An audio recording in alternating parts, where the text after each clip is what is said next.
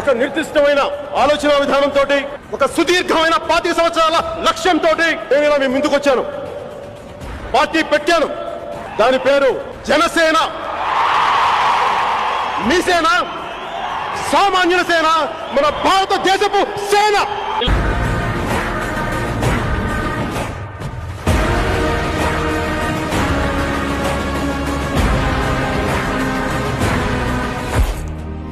ఒక చిన్నపాటి గాలి వానికి మీరు చిగురుటాకుల్లా ఉణిగిపోయి ఎండుటాకుల్లా మీరు రాలి వెళ్ళిపోతే అదేం రాజకీయం, అదేం రాజకీయ నాయకులు, అదేం బలం. అరే ఇంత మాత్రం పౌరుషం, ఇంత మాత్రం కలిసి, ఇంత మాత్రం పంతం లేకపోతే మనం ఎందుకు వస్తాం రాజకీయాల్లోకి? పారిపోవడానికి వస్తాం రాజకీయాల్లోకి. నిలబడటానికి, జెండా పాతడానికి, జెండా ఎగరేయడానికి వచ్చాం. ఉయ్యాల వాడ నరసింహారెడ్డి అనేసి చెప్తున్నాం. జనసేన పార్టీ లేకుండా ఆంధ్రప్రదేశ్ రాజకీయాలు ఉండవు, తెలుగు రాష్ట్రాల రాజకీయాలు ఉండవు. తీసుకోండి నా మాట. కొండారెడ్డి బురుజు నుంచి చెప్తున్నాం.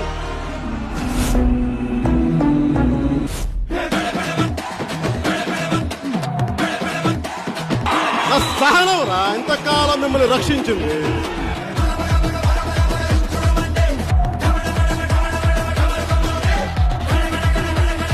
ఓటుని వేస్ట్ కానివ్వం.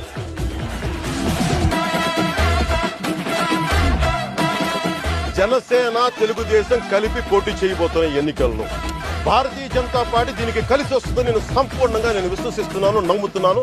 అదే జరుగుతుంది. కళ్యాణ్ గారు తొక్కుతాం కదా, అప్పుడు అర్థమవుతుంది మేమేంటో.